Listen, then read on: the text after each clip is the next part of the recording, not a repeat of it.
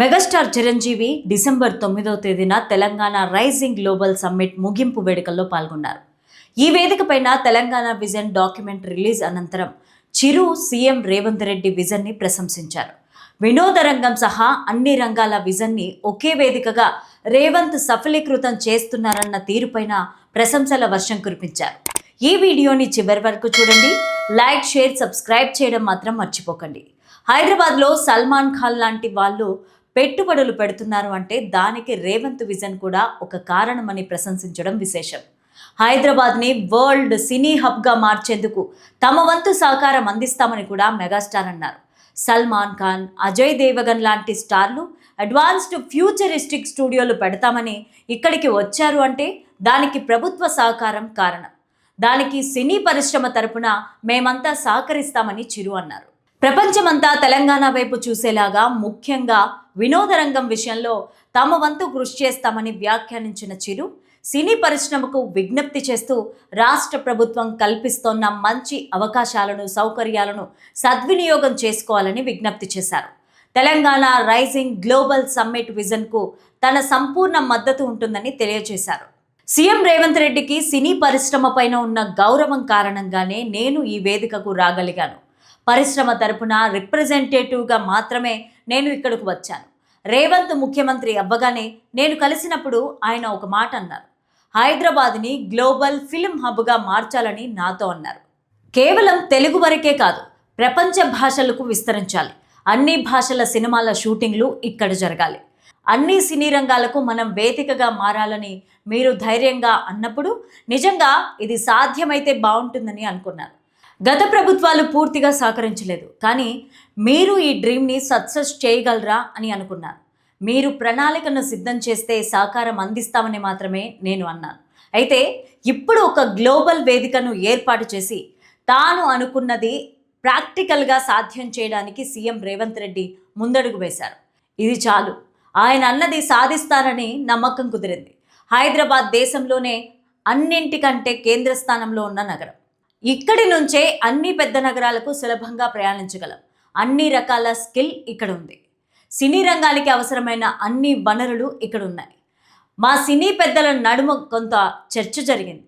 మీరు చేసే ఈ యజ్ఞానికి సహకరించేందుకు మేము ముందుకు వస్తాం, అన్ని విధాలా సహకరిస్తామని చిరు అన్నారు. కేంద్ర ప్రభుత్వం కూడా వేవ్స్ అనే వేదికను క్రియేట్ చేసి వినోద రంగం నుంచి మమ్మల్ని కూడా ఆహ్వానించిందని చిరంజీవి ఈ వేదిక పైన గుర్తు చేసుకున్నారు. సినీ పరిశ్రమ ఎందరికో ఉపాధినిస్తోంది, చాలా రెవెన్యూని కాంట్రిబ్యూట్ చేస్తుంది. అందుకే దీన్ని పరిశ్రమగా గుర్తించింది, కేంద్రం గౌరవించింది. తెలంగాణ మంత్రి బట్టి విక్రమార్క కూడా ఇక్కడ ఎలాంటి వనరులు కావాలి అని ప్రశ్నించారు. అయితే మేం స్కిల్ డెవలప్మెంట్ కోసం ఒక ఇన్స్టిట్యూట్ కావాలని చెబుతున్నాను. సినీ రంగంలో నటనతో సహా 24 శాఖలకు సంబంధించి శిక్షణ ఇచ్చే సంస్థలు నెలకొల్పాలి అని చిరంజీవి ఈ వేదికగా ప్రభుత్వానికి విజ్ఞప్తి చేశారు. తెలంగాణలో చలనచిత్ర పరిశ్రమ అభివృద్ధికి ప్రభుత్వం పూర్తి సహకారం అందిస్తామని సీఎం రేవంత్ రెడ్డి హామీ ఇచ్చారు. తెలంగాణ రాష్ట్రంలో చలనచిత్ర పరిశ్రమ ఎదుగుదలకు అవసరమైన అన్ని సౌకర్యాలు కల్పించేందుకు ప్రభుత్వం సిద్ధంగా ఉందని ముఖ్యమంత్రి రేవంత్ రెడ్డి క్లియర్గా చెప్పారు. భారత్ ఫ్యూచర్ సిటీలో స్టూడియోలు ఏర్పాటు చేసుకునేందుకు ప్రభుత్వం తరపున పూర్తి సహాయ సహకారాలు అందిస్తామని ఆయన హామీ ఇచ్చారు.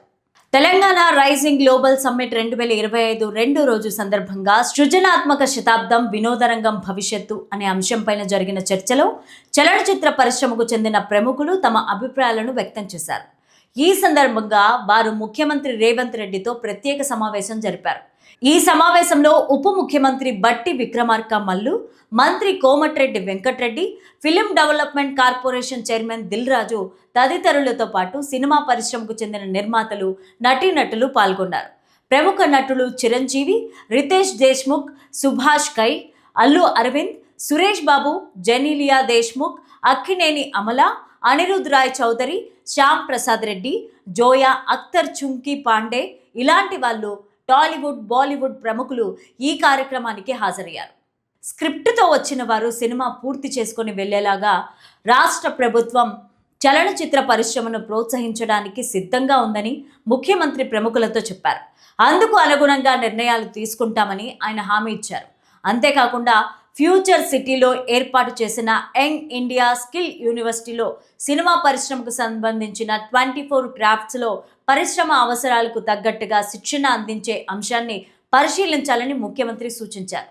ఈ సమావేశం రాష్ట్రంలో చలనచిత్ర పరిశ్రమకు కొత్త ఊపిరిని పోసేలా ఉందని పరిశ్రమ వర్గాలు భావిస్తున్నాయి. తెలంగాణ ప్రభుత్వం ఇప్పటికే వినోద రంగాన్ని ప్రోత్సహించేందుకు పలు చర్యలు చేపట్టిన నేపథ్యంలో ఈ సమావేశం మరింత ప్రాధాన్యత సంతరించుకుంది.